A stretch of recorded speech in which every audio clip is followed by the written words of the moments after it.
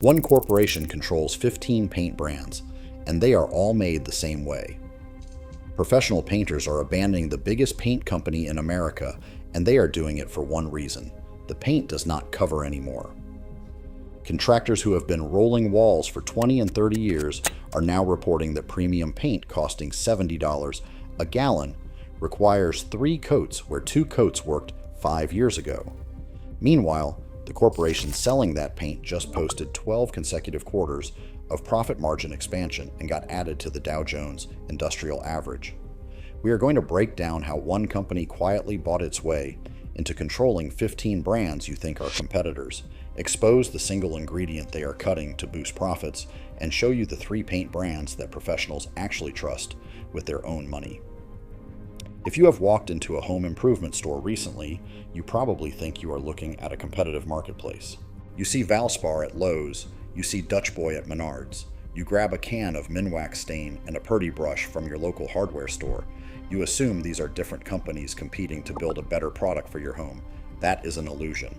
Every single one of those purchases sends money to the same corporation. Sherwin-Williams does not just make Sherwin-Williams paint. After acquiring the Valspar Corporation in the largest paint industry deal in history, they now own approximately 15 consumer-facing brands. That list includes Sherwin-Williams, Valspar, Dutch Boy, Krylon, Minwax, Thompson's WaterSeal, Cabot, Purdy brushes, Dupli Color, HGTV Home, Pratt & Lambert, Geocell, White Lightning, Ronseal, and Comex. One company, 15 brands, and they operate over 4,700 of their own retail stores on top of that. When you go to Lowe's and choose between Valspar and HGTV Home by Sherwin-Williams, you are choosing between 2 products owned by the same parent company. When you pick up a Purdy brush to apply your Dutch Boy paint, both products are sending profits to the same quarterly earnings report. Add PPG Industries and Behr, and the top 10 paint companies control more than 84% of all paint revenue in North America. But the consolidation is only the beginning of the story, because what happened to the paint itself after these acquisitions is what every homeowner in America needs to understand. To understand how we got here, you need to go back to 1866. When a 24-year-old named Henry Sherwin invested his $2,000 life savings into a pigment and paint supply partnership in Cleveland, Ohio. By 1875, Sherwin-Williams had introduced America's first commercially successful ready-mixed paint, which was revolutionary in an era when painters hand-mixed their own colors from raw pigment. By the 1920s, they were the largest coatings manufacturer in the United States. But the company that Henry Sherwin built was fundamentally different from the corporation that exists today. The modern acquisition machine was switched on in 1979 when CEO John Breen launched an aggressive buying strategy that tripled sales and increased after-tax profits 36-fold over 2 decades. Dutch Boy was acquired from National Lead Company in 1980. Krylon came from Borden Incorporated in 1990. Then came the landmark deal.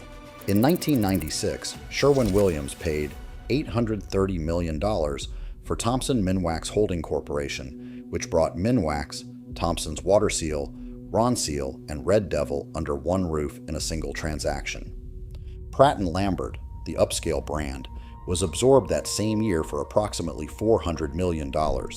Purdy brushes followed in 2004 for $295 million. In 2013, Sherwin-Williams picked up the Mexican paint giant Comex's United States and Canadian operations for $165 million after regulators in Mexico blocked the full deal twice. Every decade, the buying got bigger and faster. And then in 2017 came the deal that changed everything. Sherwin-Williams paid $11.3 billion for Valspar Corporation, making it the largest paint industry acquisition in history. That single transaction brought Valspar paint, Cabot stains, automotive refinish coatings, and operations in 26 countries into the fold. The company projected hundreds of millions in annual cost synergies from the merger. And right there is the word you need to pay attention to, synergies, because synergies is a corporate euphemism for cutting costs. And the easiest cost to cut in paint is the one ingredient that actually makes it work. The ingredient that makes paint cover your wall is called titanium dioxide. Most people have never heard of it, but it is the single most important component in every can of paint you have ever purchased. Titanium dioxide is a white pigment with a refractive index of 2.73, which is the highest of any commercially available white pigment on Earth.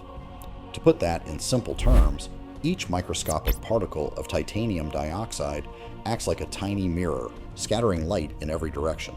That is what creates opacity. That is what makes one coat of paint hide the color underneath it. No other substance does this job as well.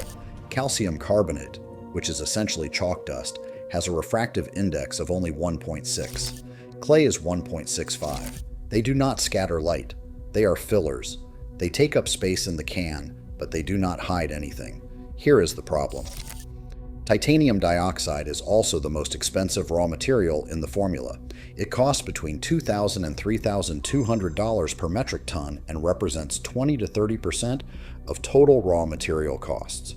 So when a corporation promises Wall Street $320 million in annual synergies, that pigment is the first thing they look at, and an entire chemical supply industry has been built to help them cut it. Dow Chemical markets a product called Evoque that allows manufacturers to reduce pigment content by 20 to 25%. The mineral company Imerice sells a calcium carbonate substitute designed to replace up to 40% of the titanium dioxide in matte paints. This is not a conspiracy theory.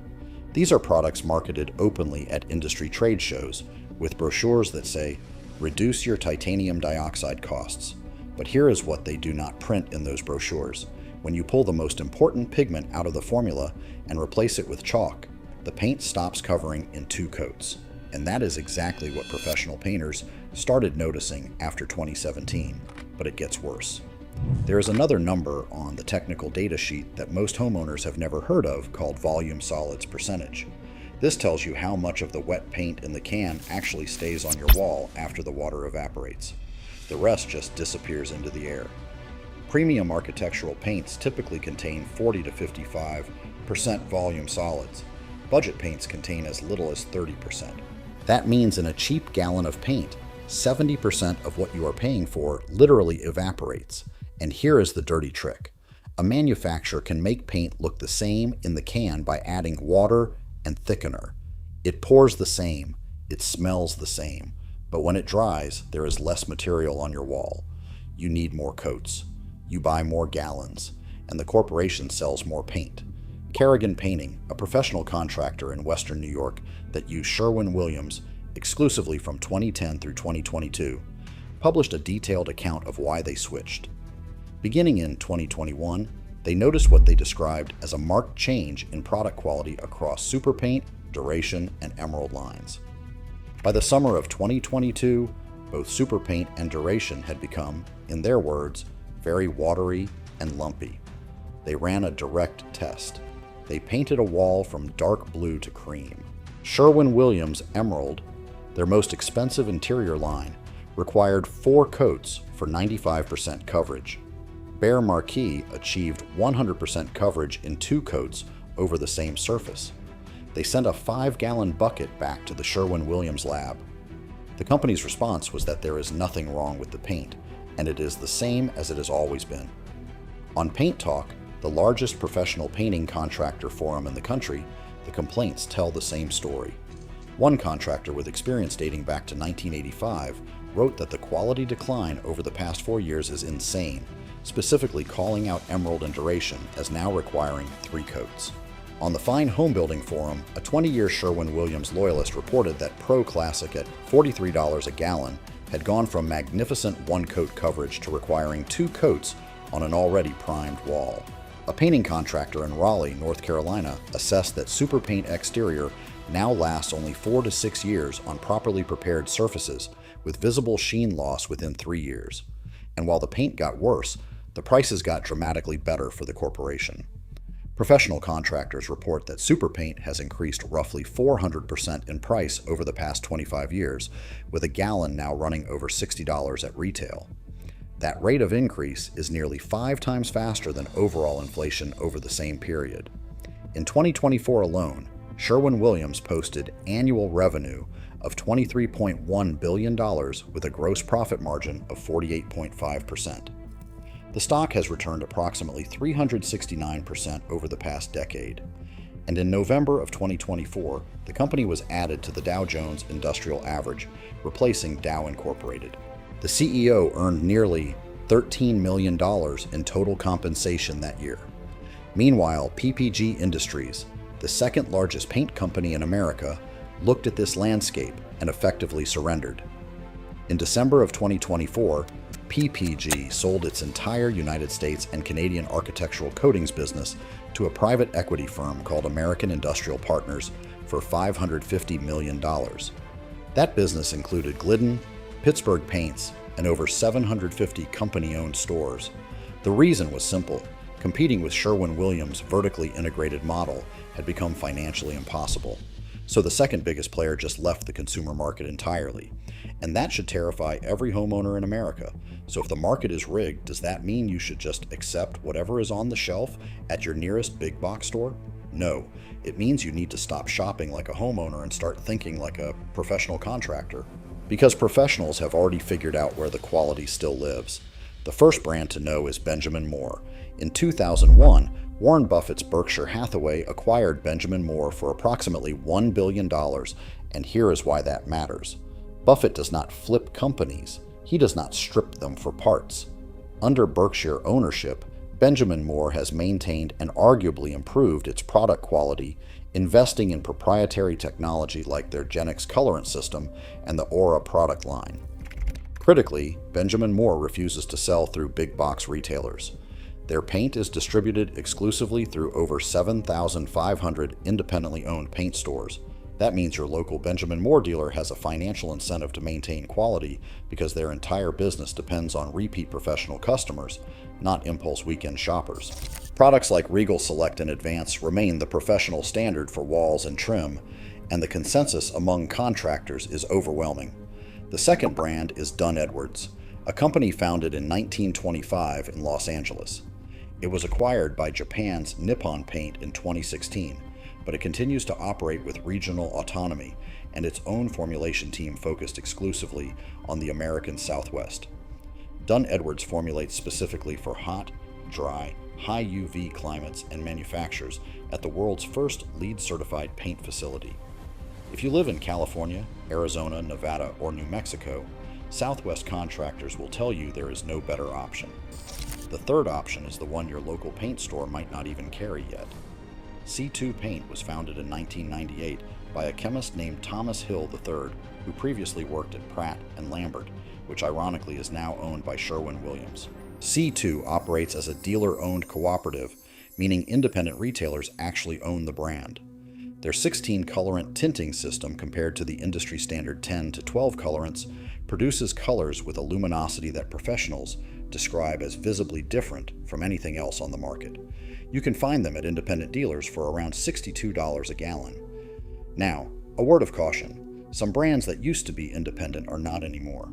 Farrow & Ball, the beloved British heritage brand, was acquired by Danish conglomerate Hempel Group in 2021. Kelly Moore Paints, which operated over 145 stores in 7 western states, ceased operations entirely in 2024 after 78 years. And if you want to evaluate paint quality yourself, here is the professional secret. Go to any manufacturer's website and download the technical data sheet for the product you are considering. Look for the volume solids percentage, the number we talked about earlier. Premium paint runs 40 to 55%, budget paint runs 30 to 38%. Then check the binder type. You want 100% acrylic. If it says vinyl acrylic, you are getting a cheaper formula that degrades faster, especially outdoors. The paint industry has been quietly consolidated into an oligopoly where the illusion of competition is maintained by putting different labels on products controlled by the same corporation. Prices have risen 3 to 4 times faster than inflation, while the professionals who use paint every day report measurable coverage decline. But you do not have to accept what they are putting on the shelf. Check the technical data sheet before you buy. Ask your local independent paint dealer what they actually use on their own homes. And remember, the most expensive gallon of paint is the one that needs a third coat. If you found this useful, hit subscribe so you do not miss the next investigation.